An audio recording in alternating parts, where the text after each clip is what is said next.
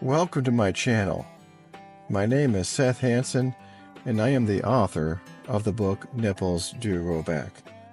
This book is a humor book based on true events in my life, and it's 5 short stories of things that's happened to me that I'm sure will make you laugh. And I enjoy knowing that my stories give people joy, and seeing their smiles on their faces, well, it makes my day. So sit back, relax, and I hope you enjoy the introduction to this book, Nipples Do Grow Back. And please feel free to subscribe and like my channel.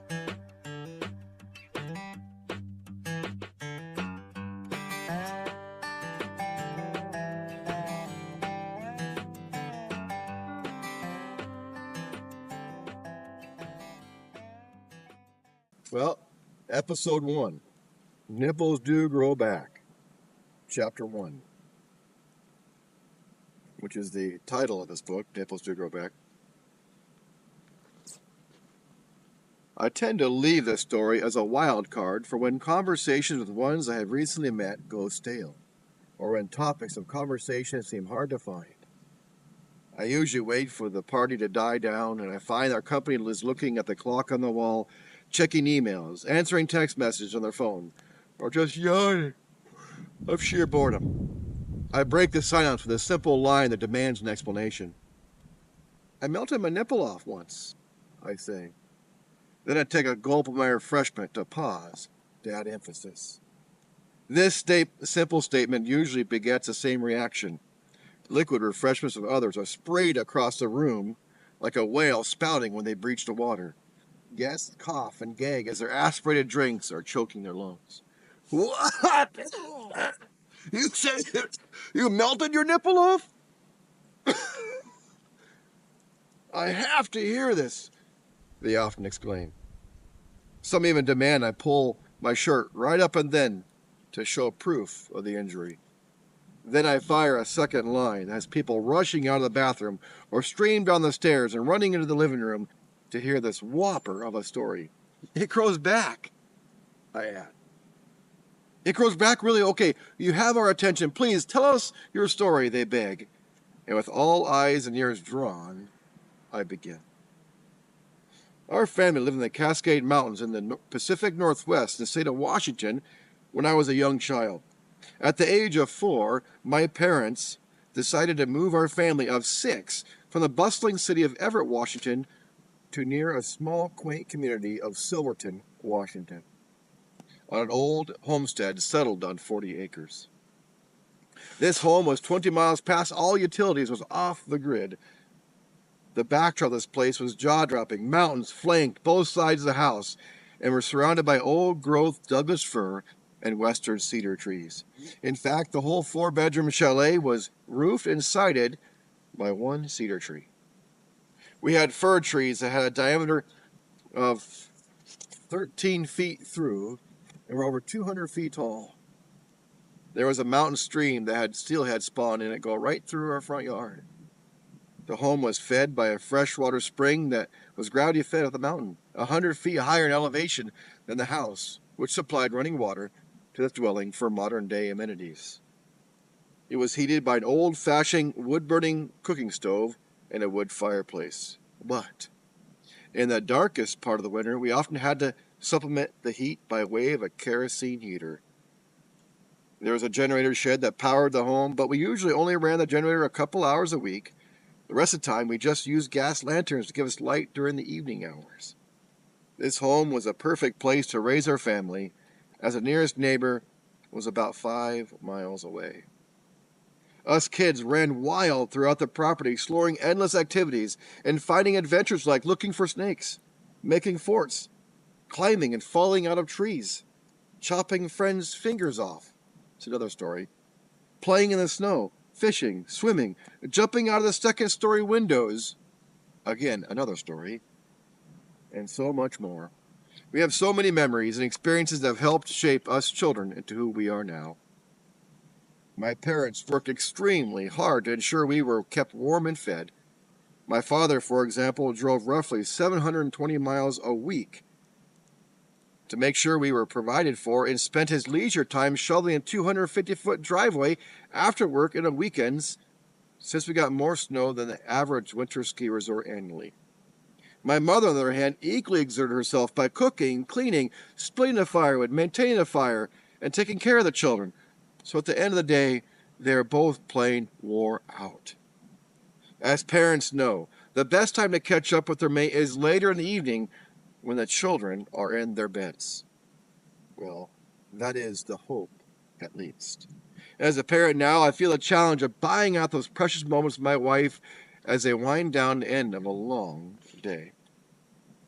The children, though, always seem to find every excuse under the sun to sabotage our retreat from chaos. I am hungry. I have to go potty. My brother hit me. Can I have a drink of water? And the excuses continued to go on and on. So, as a tired and frustrated parent one evening, my father had enough of the children running up and down the stairs, interrupting their time to catch up at the end of a day. Enough! He growled. Go to bed now! My father was very intimidating growing up. When he expected something from you, you jumped and asked how high. What he said was a final say in the house. His shout of order at that moment was focused on me that evening. As I was downstairs attempting to get a third glass of water, I usually had a plan of drinking plenty of water so I could have a valid excuse to run downstairs and disregard the curfew due to my full bladder. This tactic often failed to heed good results and usually just ended with me wetting the bed instead. I remember that night very well. As my dad shouted to get back into bed, I spun back around and proceeded to run down the hallway to ascend the stairs. I was running head on, and I looked back to wave goodnight to my parents. And that is where this story takes a turn. I abruptly tripped over the kerosene heater that was placed in the hallway to provide heat for the upstairs and master bedroom areas. As I tripped, my momentum carried me through the air, and I landed atop of the heater, bouncing precariously under my torso. This kerosene heater had been glowing red, and now I'm literally laying there while being branded like a steer on a cattle ranch. I rolled off this racing hot heater and landed on my back in sheer disbelief. I really screwed up this time, I thought. This tops any bump, scrape, or bruise I've had before. Pain started to boil up, and then I released a shriek that could wake Jesus' friend Lazarus up a second time. My father saw the whole thing play out, and still to this day he gets chills thinking about the evening. He says that every time he fries up bacon in a skillet, he is reminded of the sound of my torso sizzling atop of the kerosene heater. He jumped off the couch and ran over the scene of the crime and proceeded to scoop me off the ground and survey the scene. As he looked at me, his eyes scanned over the burned chest of his 5-year-old son. The burn was very extensive. He could see the air vent brand on my abdomen area, and my left chest had the majority of charring. He gasped when he noticed that my left nipple was missing. He panned his attention to the red-hot kerosene heater and described what he saw as another breakfast simile. My nipple is cooking on the heater like an egg sunny side up, he often quotes. To this day, I am puzzled as to why my father has described my injuries in such cuisine style. In fact, he still loves bacon and eggs. I thought he would have sworn off those indulgences after this experience. But hey, how could someone say no to bacon?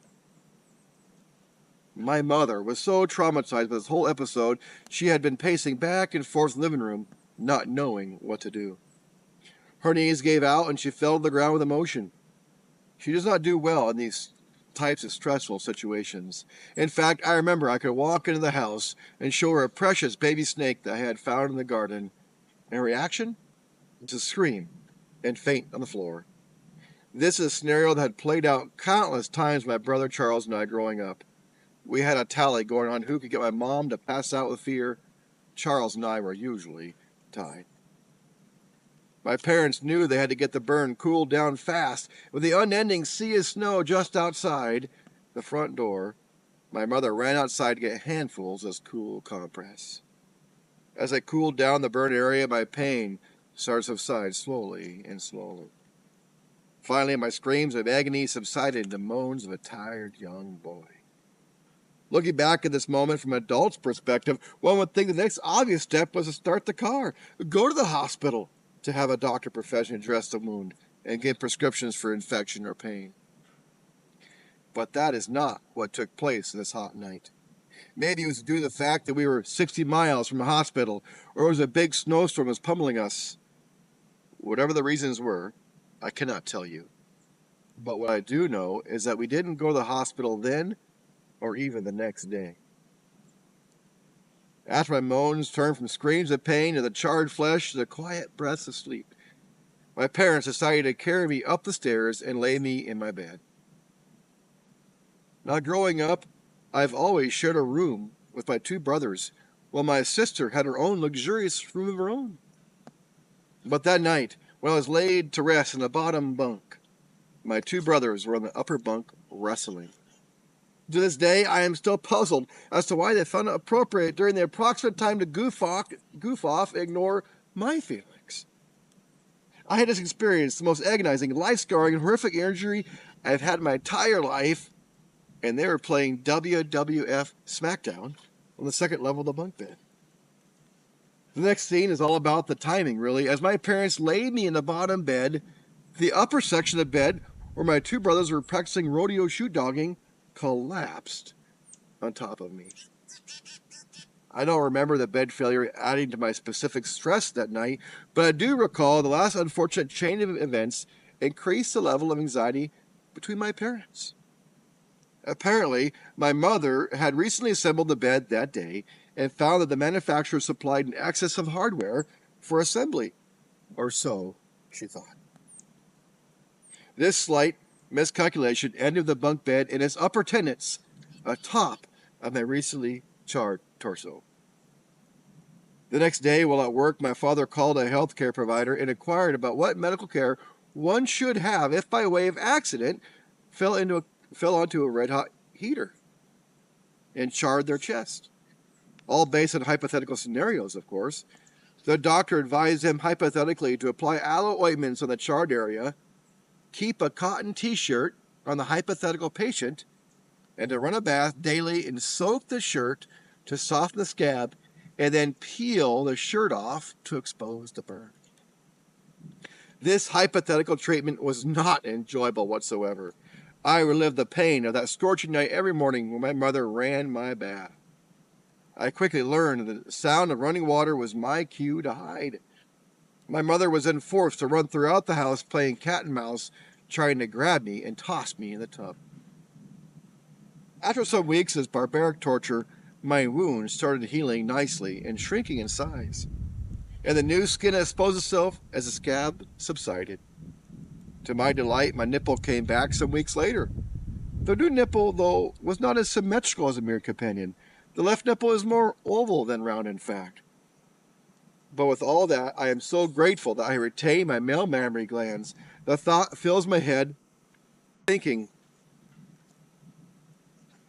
of a world where my nipple was forever lost, and how trips to the beach would be so awkward knowing that all the eyes that were staring in your direction weren't admiring your body, but on the contrary, they were wondering to themselves, what happened to his nipple?